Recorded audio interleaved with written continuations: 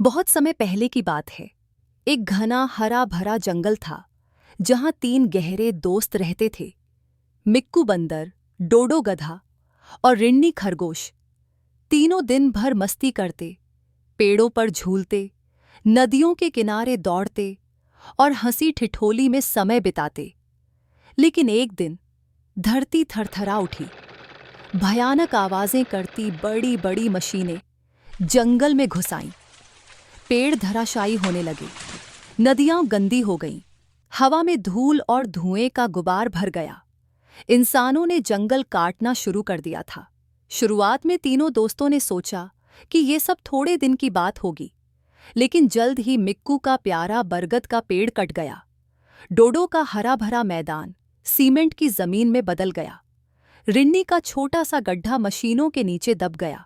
और सबसे बुरी बात, जंगल के सारे जानवर अपने अपने परिवारों के साथ भागने लगे। चतुर उल्लुओं और होशियार ऊदबिलावों ने मिलकर अंतरिक्ष में जाने के लिए चांदी जैसे चमकते यान बनाए थे। अब सब नए ग्रहों पर जा रहे थे, वहां जहां अभी भी हरियाली और शांति थी। एक दोपहर बचा खुचा एकमात्र पेड़ के नीचे मिक्कू, डोडो और रिन्नी एक दूसरे से लिपटकर बैठे थे। उनकी आंखों में डर था और दिलों में बेचैनी। अगर हम अलग हो गए तो? रिन्नी ने धीरे से पूछा। उसकी छोटी सी नाक कांप रही थी। मैं तुम्हारे बिना नहीं जाना चाहता, डोडो ने कहा। उसकी बड़ी बड़ी आंखों में आंसू थे। हम कभी अलग नहीं होंगे, मिक्कू ने जोर से कहा और गुस्से में पेड़ के तने पर अपनी मुट्ठियां मारीं।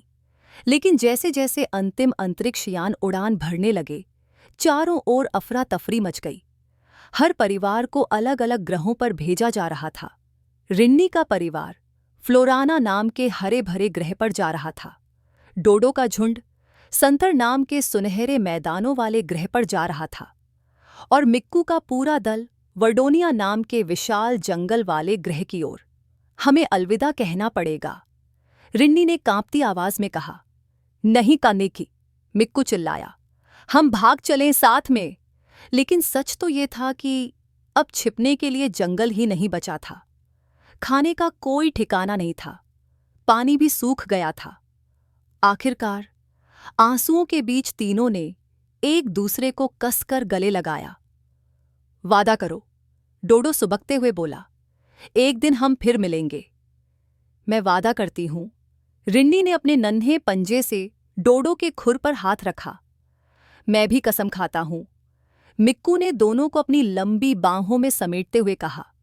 चांदी जैसे अंतरिक्षयान एक एक करके आसमान में उड़ने लगे। नीचे जंगल अब धूल और बर्बादी का मैदान बन चुका था। तीनों दोस्त अब अलग अलग ग्रहों पर चले गए थे, सितारों के पार, दूर दूर तक फैली उदासी के बीच।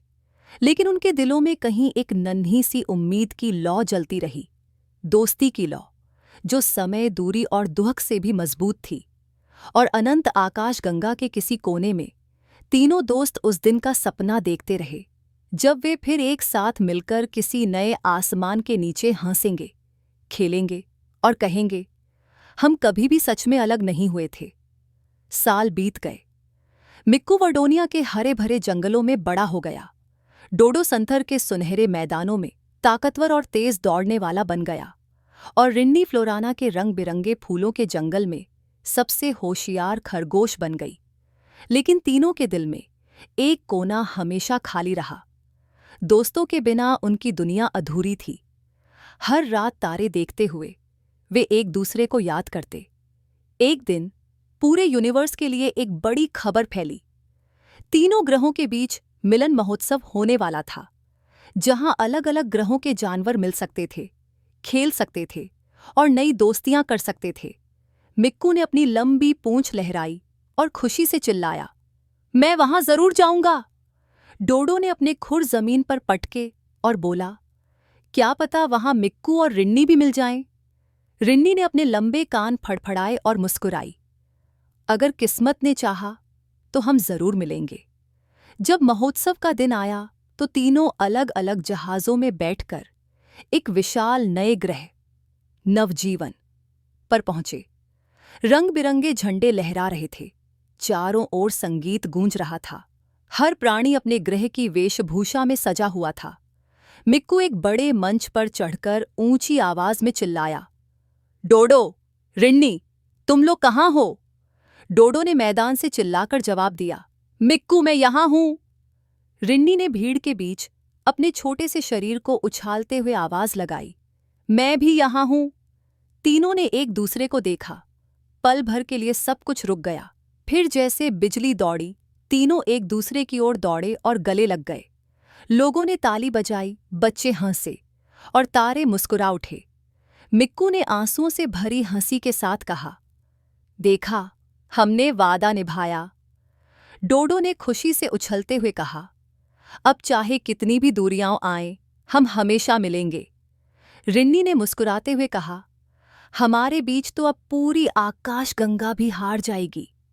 उस दिन से मिक्कू, डोडो और रिन्नी ने मिलकर नवजीवन पर अपना छोटा सा जंगल बसाया, जहां वे फिर से पुराने दिनों की तरह हंसते, खेलते और सपने देखते थे और हर नए दोस्त को बताते थे, सच्ची दोस्ती कभी नहीं टूटती, चाहे तुम कितनी भी दूर चले जाओ।